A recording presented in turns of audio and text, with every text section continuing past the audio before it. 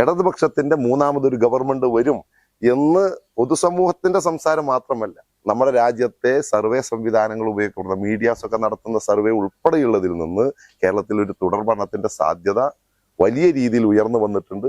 അത് തന്നെയാണ് സാധിക്കുക. അതിന്റെ കൂടെ പെരിന്തൽമണ്ണ ഉണ്ടാകും. പെരിന്തൽമണ്ണ നിയോജക മണ്ഡലത്തിലെ LDF സ്ഥാനാർത്ഥി VP മുഹമ്മദ് ഹനീഫയോടൊപ്പമാണ് നമ്മളിപ്പോൾ ഉള്ളത്. ആദ്യഘട്ട പ്രചാരണ രംഗത്ത് അദ്ദേഹം സജീവമാണ്. ആദ്യം ലോക്കൽ ബോഡി തെരഞ്ഞെടുപ്പൊക്കെ കഴിഞ്ഞ് UDF വലിയ ആത്മവിശ്വാസത്തിലായിരുന്നു. നിയമസഭാ തെരഞ്ഞെടുപ്പിൽ ഈസി വാക്ക് ഓവറൊക്കെയാണ് അവർ പ്രതീക്ഷിച്ചിരുന്നത്. പക്ഷേ VP മുഹമ്മദ് ഹനീഫ, നാട്ടുകാർ സ്നേഹത്തോടെ വാപ്പെന്ന് വിളിക്കുന്ന മുഹമ്മദ് ഹനീഫ മത്സര രംഗത്തേക്ക് വന്നതോടെ മത്സരത്തിലേക്ക് ഈ പെരിന്തൽമണ്ണ മണ്ഡലം മാറിയെന്നാണ് UDFന്റെ നേതാക്കളും LDFന്റെ നേതാക്കളും പറയുന്നത്. മുഹമ്മദ് ഹനീഫ, ഒരുപക്ഷെ താങ്കൾ ഇവിടേക്ക് മത്സരത്തിലേക്ക് വന്നതോടുകൂടി അത്യാവശ്യം മത്സരത്തിലേക്ക് കടന്നിട്ടുണ്ട്. അതൊരു വലിയ പ്രതീക്ഷ നൽകുന്നുണ്ട്. തീർച്ചയായും മത്സരത്തിലേക്ക് കടന്നു എന്ന് മാത്രമല്ല, കുറഞ്ഞ ദിവസം കൊണ്ട് തന്നെ ഈ മണ്ഡലത്തിലെ ചെറുപ്പക്കാരായിട്ടുള്ള ആളുകൾ, മുതിർന്നവർ എല്ലാവരും ഈ സ്ഥാനാർത്ഥി എന്നുള്ള നിലക്ക് വലിയ സ്വീകാര്യത എനിക്കുണ്ടായിട്ടുണ്ട്. എന്നെ അവർ മനസ്സിലാക്കിയിട്ടുണ്ട്, എന്നെ അവർ പഠിച്ചിട്ടുണ്ട്. മത്സരത്തിലേക്ക് എത്തി എന്ന് ഇടതുപക്ഷം പറയുന്നതോടൊപ്പം തന്നെ എല്ലാവരും മത്സരത്തിലെത്തിയിട്ടുണ്ട്. അത് വിജയത്തിലേക്ക് എത്തും, യാതൊരു തർക്കവും.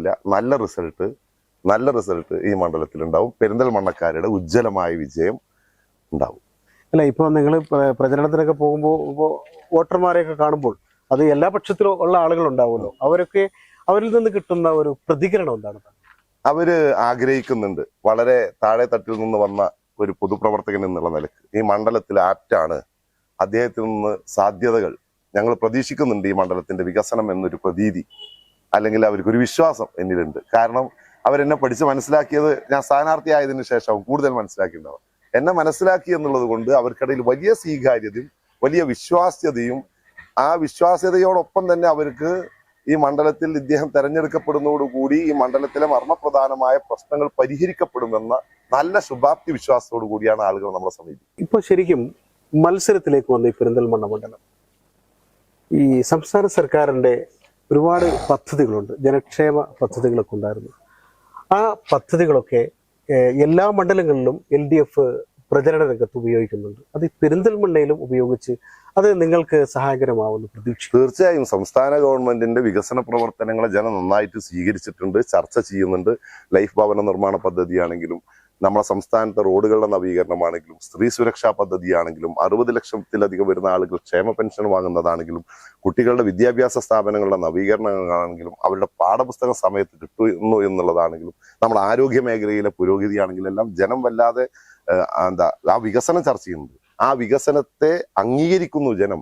ആ വികസനത്തിന്റെ തുടർച്ചയ്ക്ക് അനുകൂലമായ സാഹചര്യം ഈ മണ്ഡലത്തിൽ നല്ല രീതിയിൽ രൂപപ്പെട്ടു വരുന്നു എന്നുള്ളത് നമുക്ക് മനസ്സിലാവും. ഇപ്പൊ ഈ CPMന്റെ ഇടതുപക്ഷത്തെ LDFന്റെ പ്രധാനപ്പെട്ട എല്ലാ നേതാക്കളും പറയുന്നത് തുടർഭരണം ഉണ്ടാകുമെന്നാണ്, പ്രവർത്തകരും പറയുന്നത്. അങ്ങനെ തുടർഭരണം ഉണ്ടായാൽ ഈ പെരിന്തൽമണ്ണയിൽ നിന്നും ഒരു LDFന്റെ MLA ഉണ്ടാകും എന്ന് പറയുന്നത്. അപ്പൊ വളരെ വലിയൊരു ആത്മവിശ്വാസമാണ് LDFന്റെ നേതാക്കൾക്കും പ്രവർത്തകർക്കുള്ളത്. അത് സാധ്യമാകുമെന്ന് താങ്കൾക്ക് ഉറപ്പിച്ചു പറയാൻ പറ്റുമോ? 100% ഈ മണ്ഡലത്തിൽ നിന്ന് ഇടതുപക്ഷ ജനാധിപത്യ മുന്നണിയുടെ ഒരു പ്രതിനിധി തെരഞ്ഞെടുക്കപ്പെടും. ഗവൺമെന്റിന്റെ സാധ്യതകൾ നല്ല രീതിയിൽ ഉപയോഗപ്പെടും. 1 രൂപയുടെ ക്രമക്കേടില്ലാത്ത രീതിയിൽ, ജനങ്ങളെ ബോധ്യപ്പെടുന്ന രീതിയിൽ, ജനങ്ങളുടെ അഭിപ്രായം കേട്ട് ഈ മണ്ഡലത്തിന്റെ സർവ്വനോത്മുഖമായിട്ടുള്ള വികസന പ്രവർത്തനങ്ങൾക്ക് നേതൃത്വം കൊടുക്കാൻ കഴിയും. ഇടതുപക്ഷത്തിന്റെ മൂന്നാമതൊരു ഗവൺമെന്റ് വരും എന്ന് പൊതുസമൂഹത്തിന്റെ സംസാരം മാത്രമല്ല, നമ്മുടെ രാജ്യത്തെ സർവേ സംവിധാനങ്ങൾ ഉപയോഗിക്കുന്ന മീഡിയാസ് ഒക്കെ നടത്തുന്ന സർവേ ഉൾപ്പെടെയുള്ളതിൽ നിന്ന് കേരളത്തിൽ ഒരു തുടർ ഭരണത്തിന്റെ സാധ്യത വലിയ രീതിയിൽ ഉയർന്നു വന്നിട്ടുണ്ട്. അത് തന്നെയാണ് സാധിക്കുക. അതിന്റെ കൂടെ പെരിന്തൽമണ്ണ ഉണ്ടാകും. പെരിന്തൽമണ്ണയെ വികസനത്തിൽ നമുക്ക് മുന്നോട്ട് നയിക്കാൻ കഴിയും.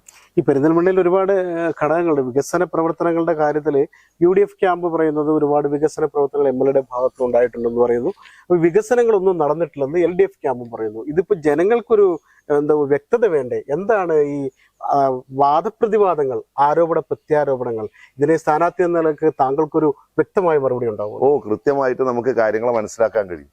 നടന്ന പദ്ധതികൾ മുഴുവൻ MLA നടപ്പാക്കിയെന്നും നടക്കാത്തത് മുഴുവൻ LDF ഗവൺമെന്റ് ഈ മണ്ഡലത്തോട് എന്നോട് ചെയ്തിട്ടുള്ള നീതികേടാണ് എന്ന് പറയപ്പെടുന്നതിന്റെ ഒരു ലോജിക്ക് നമുക്ക് മനസ്സിലാവുന്നില്ല. മണ്ഡലത്തിൽ നടന്നിട്ടുണ്ട് ഗവൺമെന്റിന്റെ ചെറിയ പ്രോജക്റ്റുകൾ, പക്ഷേ ഗവൺമെന്റ് നടപ്പാക്കിയ വിപുലമായ പദ്ധതികളുടെ സാധ്യത ഈ മണ്ഡലത്തിൽ ഉപയോഗപ്പെടുത്തിയിട്ടില്ല, MLA എന്നുള്ള നിലക്ക് ഉപയോഗപ്പെടുത്തിയിട്ടില്ല എന്നുള്ളൊരു വിമർശനം പൊതുവിൽ നിൽക്കുന്നുണ്ട്. അത് നിങ്ങൾക്കൊക്കെ ബോധ്യമുള്ള കാര്യമാണ്. നിങ്ങൾ ഈ മണ്ഡലത്തിന്റെ വിവിധ പ്രദേശങ്ങളിൽ ചെന്ന് നോക്കൂ. ഈ മണ്ഡലത്തിനോട് ചുറ്റപ്പെട്ട് കിടക്കുന്ന ഭരണപ്രതിപക്ഷ ഭേദമന്യുള്ള മണ്ഡലങ്ങളിൽ നടന്നതുപോലെയുള്ള വികസന പ്രവർത്തനം ഈ മണ്ഡലത്തിൽ കൊണ്ടുവരുന്നതിൽ ഇവിടുത്തെ ജനപ്രതിനിധി എത്ര കണ്ട് വിജയിച്ചിട്ടുണ്ട് എന്നുള്ളത് വിലയിരുത്തപ്പെടാൻ പോകുന്ന ഒരു തെരഞ്ഞെടുപ്പ് കൂടിയാണ്.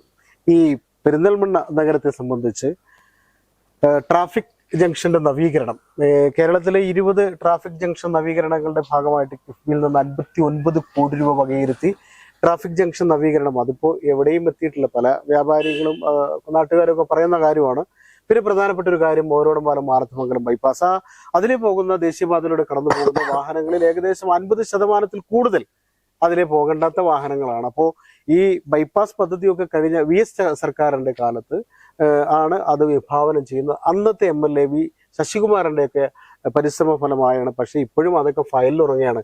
ഇതൊക്കെ പൊടി തട്ടി എടുത്തിട്ട് ഈ നാടിനൊരു വലിയ സമഗ്ര വികസനം വരണമെങ്കിൽ റോഡ്, പ്രധാനപ്പെട്ട ഒരു ബൈപ്പാസ് വരണം, ടൗൺ നവീകരണം വരണം, ഇങ്ങനെ ഒരുപാട് കാര്യങ്ങളുണ്ട്. ഇതൊക്കെ ഇങ്ങനെ എന്താ പറയാ, പാതി ചത്ത പോലെ കിടക്കാന്നൊക്കെ പറയില്ലേ, ഇതിനൊക്കെ ഒരു മാറ്റമുണ്ടാകുമോ? താങ്കൾ ഒരു പക്ഷേ എന്നേ ഞാൻ പറയുള്ളൂ, താങ്കളെ ജനങ്ങൾ സ്വീകരിച്ച് ജനപ്രതിനിധിയാക്കി കഴിഞ്ഞാൽ ഇതിനൊക്കെ ഒരു മാറ്റം ഉണ്ടാകുമെന്ന് ജനങ്ങൾക്ക് പ്രതീക്ഷിക്കാം. 100%. ഞാൻ ഒരു ഗ്രാമപഞ്ചായത്തിന്റെ പരിമിതമായ വിഭവം ഉപയോഗിച്ചുകൊണ്ട് ഈ പുലാമന്തോൾ ടൗൺ നവീകരിച്ചത് നിങ്ങളൊന്ന് പരിശോധിച്ച് നോക്കൂ. അന്നത്തെ PWDയിൽ നിന്ന് ഫണ്ട് കൊണ്ടുവന്ന് ഈ വ്യാപാരികളെല്ലാം ചേർത്ത് നിർത്തി അവരുടെ പ്രയാസം പ്രതിസന്ധി ഇല്ലാതെ അവരെ വിശ്വാസത്തിലെടുത്ത് നടപ്പാക്കിയിട്ടുണ്ട്. പരിമിതമായ വിഭവം ഉപയോഗപ്പെടുത്തിക്കൊണ്ട് വിപുലമായ സാധ്യതകൾ പരിശോധിച്ചിട്ടുണ്ട്.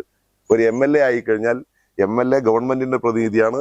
ആ MLA ആയിക്കഴിഞ്ഞാൽ പെരിന്തൽമണ്ണ നഗരത്തിലെ ട്രാഫിക് ഇനി കുരുങ്ങി നിൽക്കില്ല, വേഗത്തിൽ പോകാം. ഒരോടമ്പാലം മാനത്തമംഗലം ബൈപ്പാസ് യാഥാർത്ഥ്യമാക്കിയേ നമുക്ക് രക്ഷപ്പെടാൻ കഴിയൂ. അത് മാത്രമല്ല പെരിന്തൽമണ്ണയിലെ പോരായ്മ, റിംഗ് റോഡുകളുടെ കുറവുണ്ട്. ആ റിംഗ് റോഡുകൾ യാഥാർത്ഥ്യമാക്കണം. പെരിന്തൽമണ്ണ ആശുപത്രികളുടെ നഗരമാണ്. ഞാൻ നേരത്തെ നിങ്ങളോട് സൂചിപ്പിച്ചിട്ടുണ്ട്, പെരിന്തൽമണ്ണ ജില്ലയിലെ സെക്കൻഡ് ഹെഡ്ക്വാർട്ടേഴ്സ് ആണ്.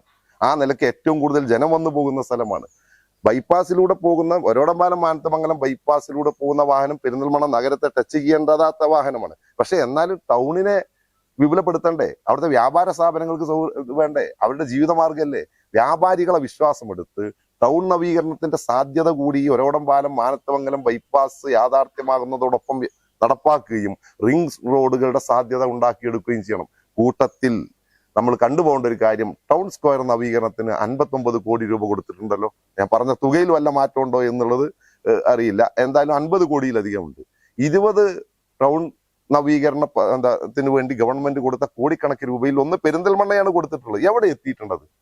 അവിടുത്തെ വ്യാപാരികളെ വിളിച്ചു ചേർക്കണ്ടേ? അവരെ വിശ്വാസത്തിലെടുക്കണ്ടേ?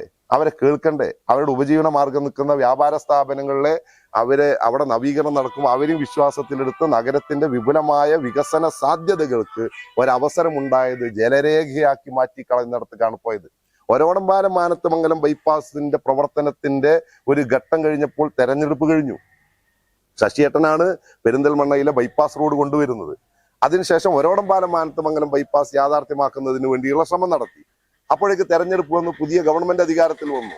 അന്ന് ഈ മണ്ഡലത്തിലെ MLA മന്ത്രിയാണ്, ഈ മണ്ഡലത്തിലെ MP മന്ത്രിയാണ്, സംസ്ഥാനവും കേന്ദ്രവും ഐക്യജനാധിപത്യ മുന്നണി ഭരിക്കുകയാണ്.